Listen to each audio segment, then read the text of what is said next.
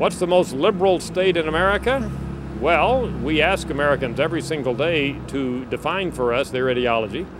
We ask, in other words, are they liberal, moderate, or conservative? And based on those data and looking at the full half year of data from January through June of this year, we can break out state by state the percent of Americans who are liberal in each state of the union, plus D.C.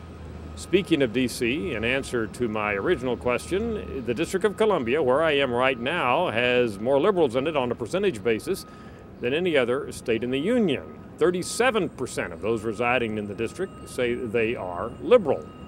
Let's go down the list below that. Massachusetts, perhaps not shockingly, the second most liberal state that we looked at, actually the first most liberal state if we take out the District of Columbia. Massachusetts is followed by Vermont, Oregon, Washington State, New York, New Jersey, and then California.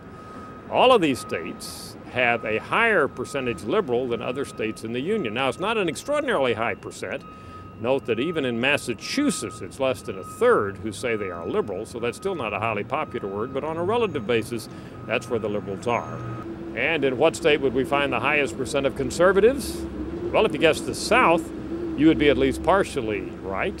The most conservative state in the union is Alabama. 49% of those people we interviewed in Alabama from January through June of this year told us they were conservative. That's followed by Mississippi, and then Utah, certainly not in the South, but a highly conservative state, and then Louisiana and Oklahoma.